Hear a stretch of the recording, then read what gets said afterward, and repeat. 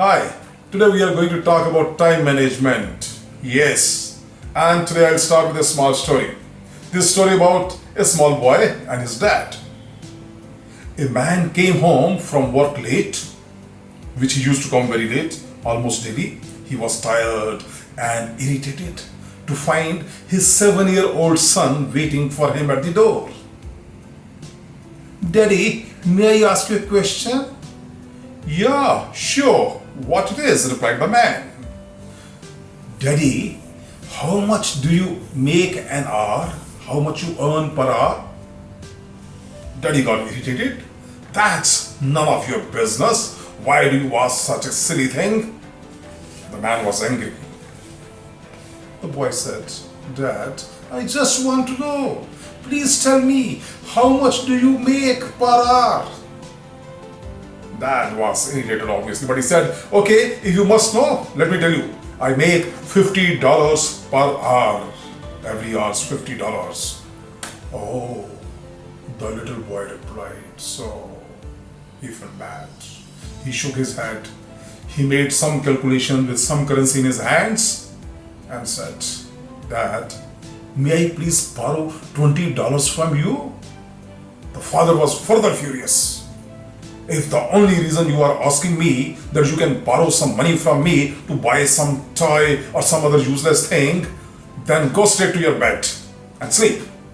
I don't work hard every day to listen to such stupid things from a child like you.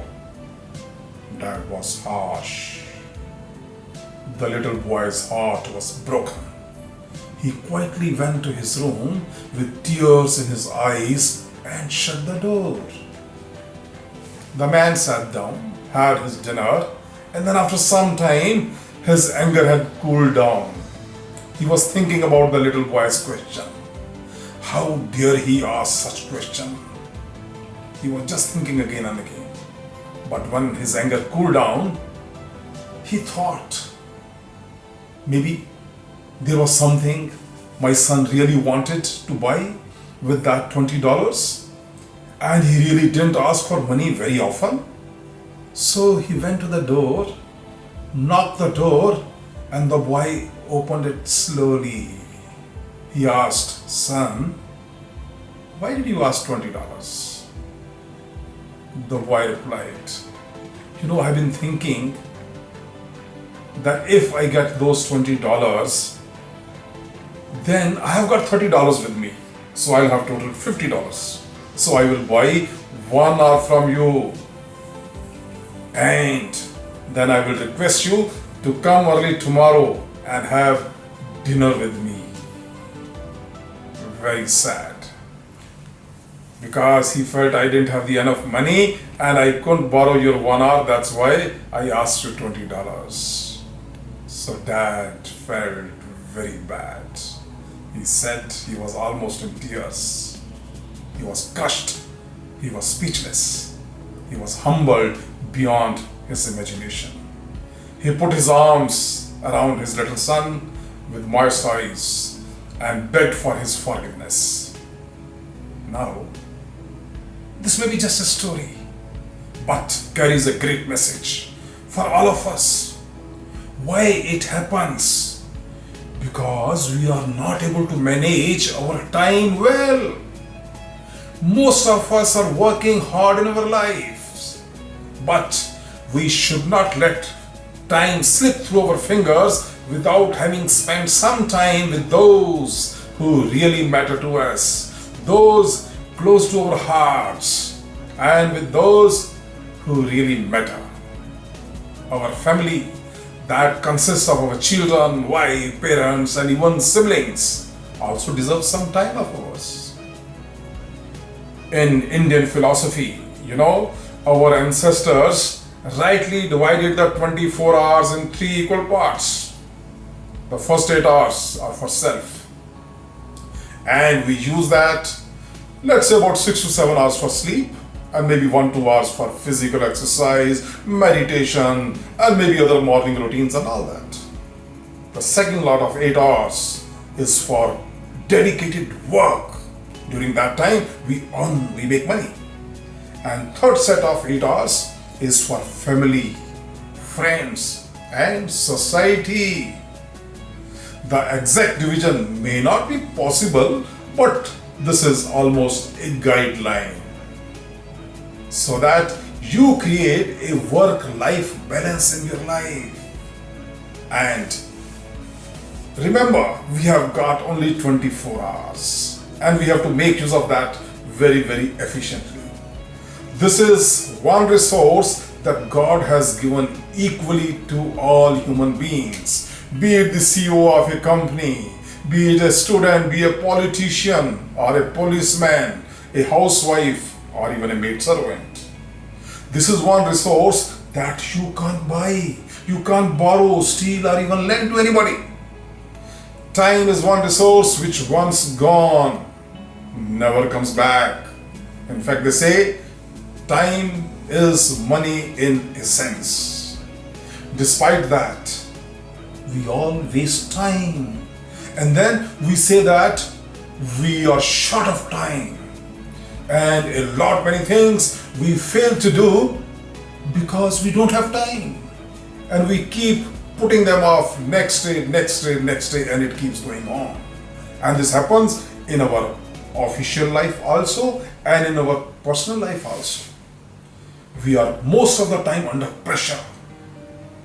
When we are working in the office and we are getting delayed in delivering results, so the pressure is there on us and we are not able to deliver results, and that causes stress and followed by a lot many health problems.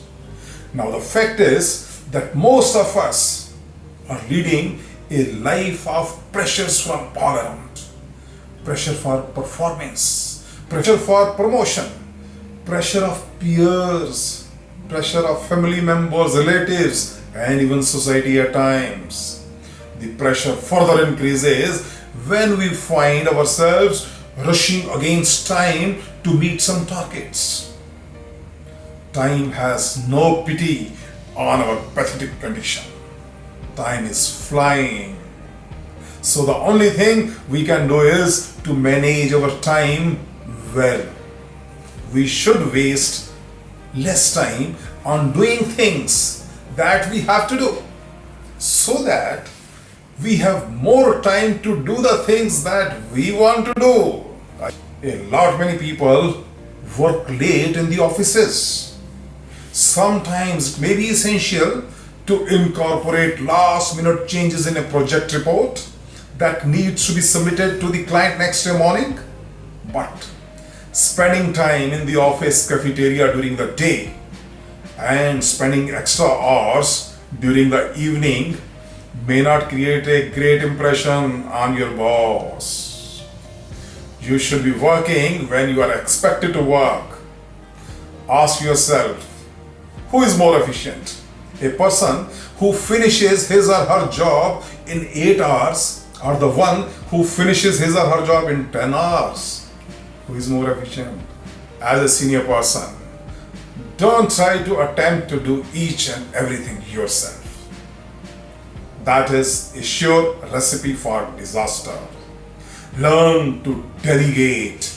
Learn to say no politely to a job that doesn't belong to you, doesn't interest you, and it is not going to do any good for you even in the long term. But at the same time, when your boss reposes faith in you and gives you a little bit extra work, smilingly accept it because he has put his faith in you. Okay? And also dump a lot many superfluous activities with least priorities and don't find even a mention in your to-do list.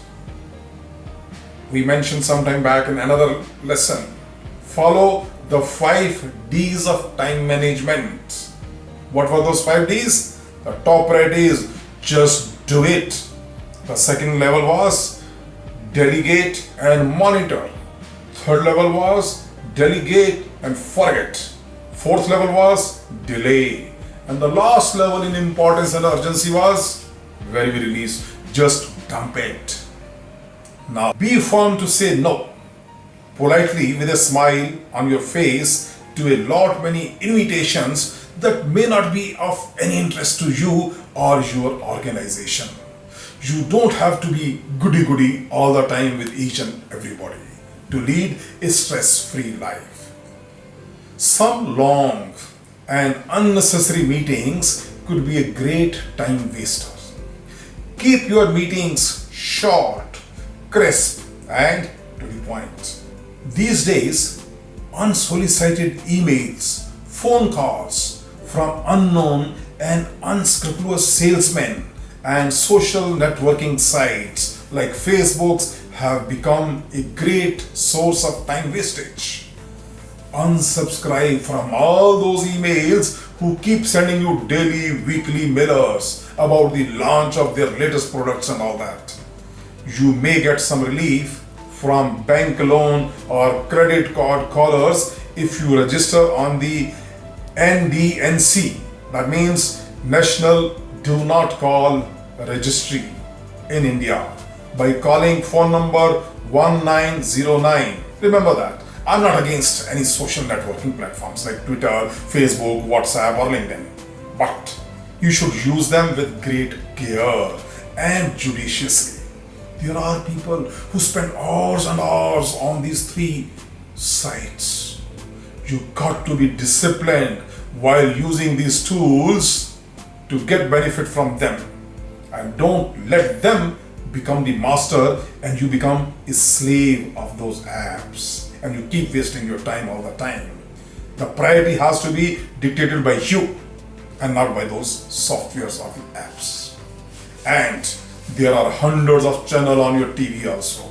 They are also a great source where you can kill your time. One has to instill self-discipline and use the remote of your TV judiciously and in fact ruthlessly to keep your TV in the off position most of the time. Follow the basic ABC of communications principle in all your communications.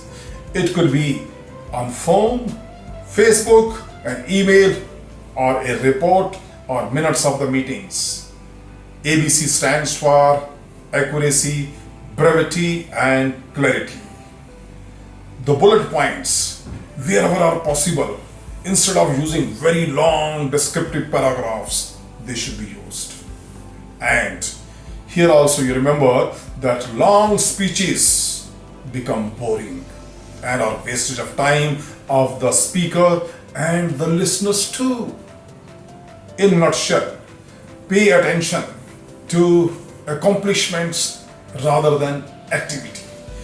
Be quick in taking decisions in life.